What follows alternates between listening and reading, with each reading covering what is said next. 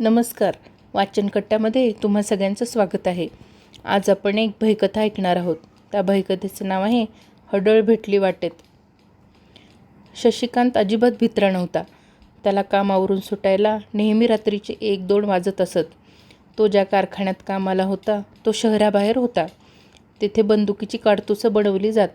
अशा स्फोटकांची कारखाने नागरी वस्तीपासून दूर असतात. ही 1932 सालातली गोष्ट आहे. त्या काळी बैलगाडीशिवाय कोणतीच वाहने नव्हती व कामाच्या वेळाही 12 तासांच्या होत्या. दुपारी 12 ते रात्री 12 आणि रात्री 12 ते दुपारी 12 अशा त्या वेळा असायच्या. शशिकांत इंग्रजांच्या दारुगोळ्याच्या कारखान्यात नोकरी करायचा. तो रात्री 12ला सुटला की चालत घरी जायला त्याला 2 वाजत. 5-6 मैलांची पायपीट करून तो घरी येई. तो ज्या वाटेवरून घरी येई त्या वाटेवर एक स्मशान होते. स्मशानाला एक लोखंडी दरवाजा होता, पण तो सदोदित उघडाच असे. एकदा शशिकांत एकटाच गुणगुणत घरी येत होता. पौर्णिमेचे पिठूर चांदणे पडले होते. तो अर्ध्या वाटेवरील असणाऱ्या त्या स्मशानाच्या जरा पुढे आला तर रस्त्याच्या कडेला एक स्त्री एकटीच बसलेली दिसली. तिने नाकापर्यंत पदर घेतला होता. शशिकांत न भिता त्या स्त्रीजवळ गेला तर ती स्त्री रडू लागली. "ए बाई, तू कोण आणि एवढ्या रात्रीची एकटीच काय रडत बसली आहेस रस्त्यात?" शशिकांतने विचारलं.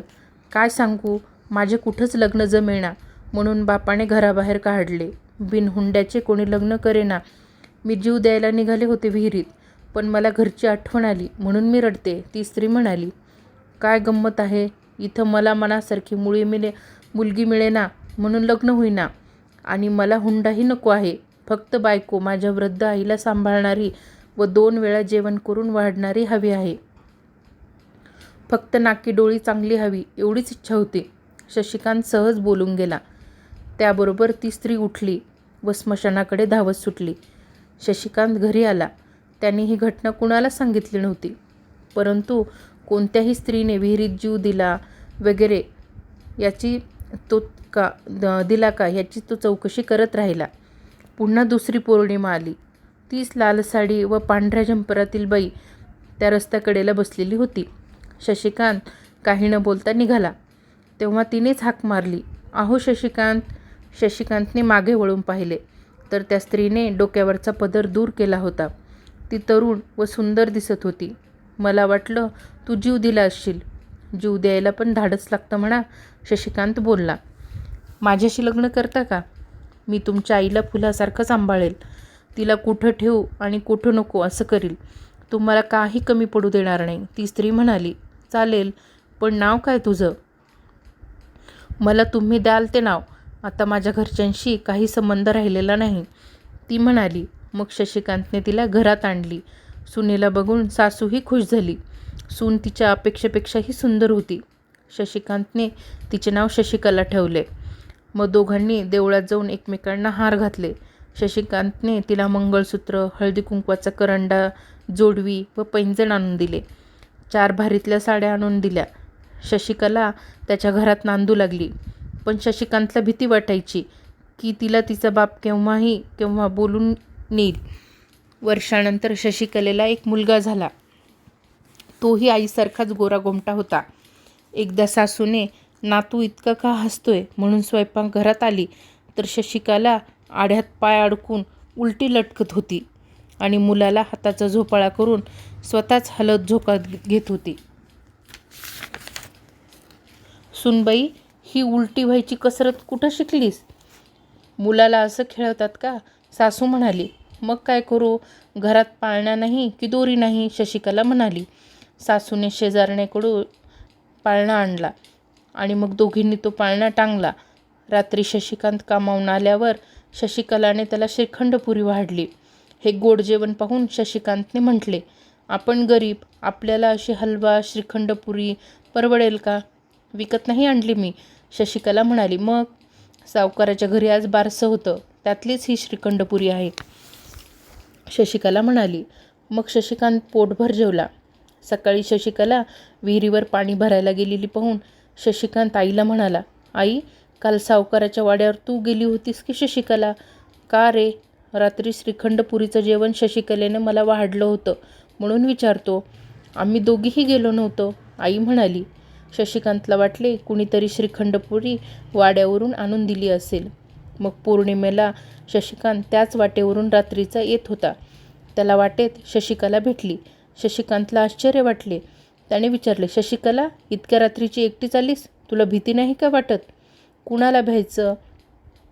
मला भीतीचं नाही वाटत. मग ती दोघं हसत बोलत घरी आली. आई व मुलगा झोपलेले होते. हे पाहून शशिकांतला बरंच वाटले. तो मनात म्हणाला, मी किती भाग्यवान, मला किती चांगली बायको मिळाली.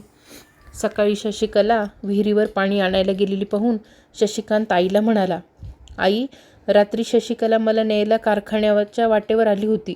ती अजिबात भित्री नाही बघ. अरे मुला, काय सांगतोस? ती तर माझे डोके चेपत बसली होती.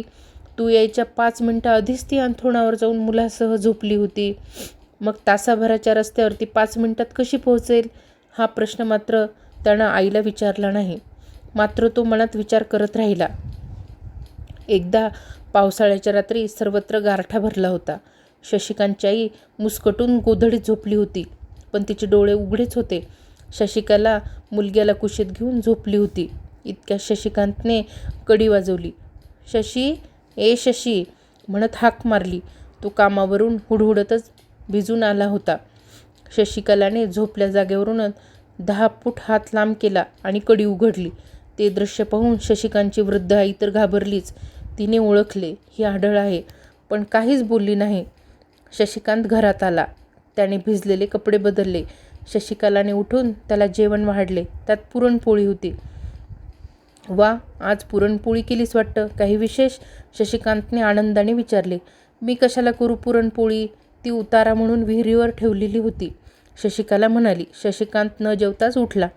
त्याला वाटले की शशिकला रागानेच बोलली. शशिकला त्याची समजूत काढत राहिली. सकाळी सून विहिरीवर पाण्याला गेलेली पाहून शशिकांतची आई म्हणाली, अरे शशिकांत, तुझी बायको हाडळ आहे. तू तुझ्या केसाची एक बट कापून हळूच मला दे, मग गंमत बघ. शशिकांतला शशिकलेच्या अगोचर वागण्याचा संशय आलाच होता, पण तो अजिबात भित्रा नव्हता. त्याने दुसऱ्या दिवशी कारखान्यातून येताना एक कात्री बरोबर आणली. रात्री झोपण्याचं नाटक करून तो पडून राहिला. हडळ आपल्या केसांना फार जपत असते, असे जाणकार लोक म्हणतात. पण शशिकलेचा शशिकांतवर विश्वास होता. ती शांतपणे झोपली होती. मध्यरात्री शशिकांतने खिशातून हळूच कात्री बाहेर काढली व शशिकलेच्या केसाची एक बट कापून घेतली. सकाळी ती बट त्याने आईकडे दिली.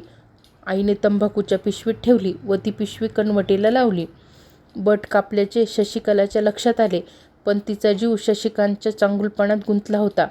पण सासू हुशार आहे हे तिच्या लक्षात आले.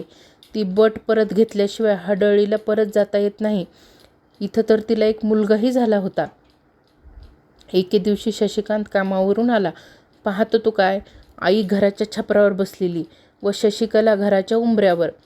शशिकांत आईला म्हणाला, आई, इतक्या रात्री छपरावर काय करतेस ग? तुझ्या बायकोलाच विचार. आई म्हणाली, काय ग शशे, काय हा तमाशा? शशिकांत चिडला. कसला तमाशा? मी हडळ आहे हे कबूल, पण तुम्हाला काही अन्न पाणी कमी पडू दिले का? मी बायको म्हणून नांदताना कुठं चुकले का? मग या सासूने माझी बट का लपवून ठेवली? शशिकला ओरडली. तिची सासू वरून ओरडली, तुझी बट देते, पण मला 10 शेर सोनं आणून दे. 10 का 20 शेर देते. म्हणून शशिकला घरात थथया नाचू लागली. तसा दागिन्याचा ढीग लागला. सासू वरून ओरडली, शशिकांत, हे सगळं सोनं पोत्यात भर आणि विहिरीत नेऊन टाक. शशिकांतने सगळं सोनं पोत्यात भरलं व विहिरीत नेऊन टाकलं. मग सासूने, शशिकांतच्या आईने ती केसाची बट छपरावरच्या एका कौलात दडवली व ओरडून म्हणाली, ए शशे, मला जसं वर चढवलंस तसं खाली घे. शशिकलानं अंगणात उभी राहून 2 हात लांब केले व सासूला खाली घेतले. मग तणतणत म्हणाली, आता माझ्या केसाची बट परत द्या, मी परत जाते. तशी बरी जाऊन देईन मी, गपगुमानात गाठ माझ्याशी आहे, सासू म्हणाली. तेवढ्यात पाळण्यातलं मूल रडू लागलं. शशिकला घरात पळाली व मुलाला खेळवू लागली. शशिकांतची आई म्हणाली, जा घरात, ती आता कुठं जायची नाही. जायचं असेल तर आपल्या या मोठ्या घराची कौलं तिला रोज उलटी पालटी करून बघावी लागतील. ते तर ती करू शकत नाही, कारण हडळीला शाप असतो की घराच्या कौलांना हात लावायचा नाही. आता आपण म्हणू तशी ती वागेल आणि रोज तूप रोटी आणून पोटात घालेल. आई तू हुशार आहेस म्हणून शशिकांतने आईला मिठी मारली. एक दिवशी शशिकला रडत सासूला म्हणाली, 100 वर्षापूर्वी मी विहिरीत जीव दिला होता. माझं लग्न जमेना म्हणून. बाप गरीब होता, हुंड्याला पैसा नव्हता. तुमचा मुलगा दर पौर्णिमेला मला वाटेत दिसायचा. त्यानं माझं ऐकलं. बाकीची भिवून पळायची. पण केव्हा ना केव्हा मला जावं लागेलच ना. गप राहा असं म्हणत सासूनं तिचे डोळे पुसले.